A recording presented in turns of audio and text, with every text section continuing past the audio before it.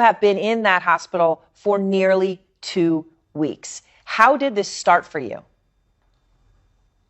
Well, about 2 weeks ago, it started with a little tickle in my throat. I'm kind of a time fanatic, so I looked at my watch at exactly 8 o'clock on Monday night, and I was telling my friend, I got something stuck in my throat. It won't come out my throat, and it kind of just kept going. And about 2 hours later, at 10 o'clock, I had a cough, and now I'm telling him, dude, I went from a tickle to a cough in 2 hours. I'm getting the flu. And the next morning I laid down, or I woke up from sleeping all night, and I woke up with body aches and what I thought was the flu. And then what made you end up going to the hospital, Kevin? Well, initially that next day I had a doctor's appointment just for a checkup. And I went in and they looked at me, no tests, no nothing. They said, you got the flu, and they gave me Tamiflu. So I left the doctor's office, went to the CVS pharmacy, and the girls there, they usually go inside and pick all my medication up. But I told them, I said, look, I'm so sick. Whatever kind of flu I got, you guys don't need to get it. And I got my Tamiflu through the window. So I go home, and 3 days later, they're telling me I'm supposed to feel better on a Tamiflu, but I feel 10 times worse. So I called a friend of mine, and his wife came over. I wanted to take a shower because I hadn't been in a shower in 6 days. And she comes over, and I'm passed out in the shower. And basically, she came in, she got me dressed. She told me, you have pneumonia, and she took me to the hospital. And I mean, look, it's incredible. It's incredibly lucky that you got there. And now, as I said, you've been there for nearly 2 weeks.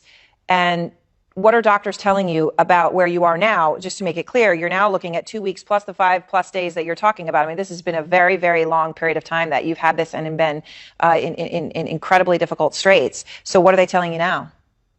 Well, now they're telling me I'm going to make it.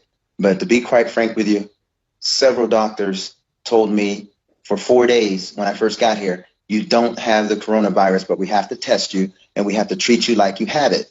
Well, some staff members did treat me like I had it. Other staff members were just consistently stuck with the fact that you have pneumonia. We've never seen this kind before, but you don't have the coronavirus. It's highly unlikely. You haven't been anywhere, which I hadn't. I do these things where I spend a lot of time alone, and I hadn't seen anybody else for like 10 days before I actually got sick. So they're telling me you're going to be fine. As soon as the cultures come back, we're going to know what kind of pneumonia it is, and we're going to treat it. But you don't have the coronavirus. You don't have the same signs. You don't have the same symptoms. You don't have half of what you should have if it was the coronavirus. I said, okay. And then 2 days later, I got two doctors sitting in front of me, one of them with tears in her eyes. And I'm like, what's going on? And they said, we don't understand it, but you have the coronavirus. I'm like, you just told me for 3 days I don't have the virus. They said, well, we don't know what to do. I said, well, what's next?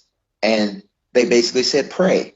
I'm like, how do doctors tell you to pray? What are you going to do to fix me? There's nothing we can do. We have no treatment. There's nothing we can give you. It's your body. Your body has to fight it. And they left the room, and I'm sitting there thinking, I'm getting ready to die. Well, just yesterday, the fever's been gone for 3.5, almost 4 days now. And yesterday they told me, the one doctor promised me, he'd tell me when I was out of the woods. And he said, you're out of the woods. The only problem is we have no clue why you got better. We have no clue what kind of pneumonia you had. There's absolutely no reason whatsoever for you to be sitting here. Well, it is an incredible story and incredible for people to hear what, people on the front lines, what those doctors are doing, right? Something they'd never seen before. And they did everything that they absolutely could for you.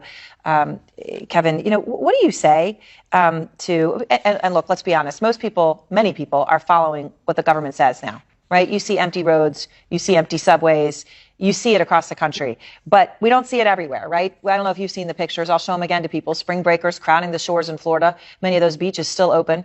It's packed. What do you say? What is your message to people who don't take this seriously? In the beginning, I was a little angry because I felt like I'm here dying and they're not taking it seriously. I'm as black as they come. We can get this. And it just amazes me how everybody's out there celebrating St. Patrick's Day. They're calling me the doomsday guy. A lot of them think that you guys are paying me to do these interviews. and they're doubting me. And instead of me getting angry like I had been, I'm telling people, well, I hope to God you're right. I hope you don't get it and nobody that you know get it, because I don't have the sniffles version. I don't have the sore throat. I don't have the little body ache. I had the version of this that kills you, and there was absolutely nothing they could do about it. These people have to take this serious. I know you're going to be inconvenienced for a while with social distancing. However, do you want to be socially dead 6 months from now? The same people that are going to miss you for a couple of months are going to miss you forever when you didn't take this seriously.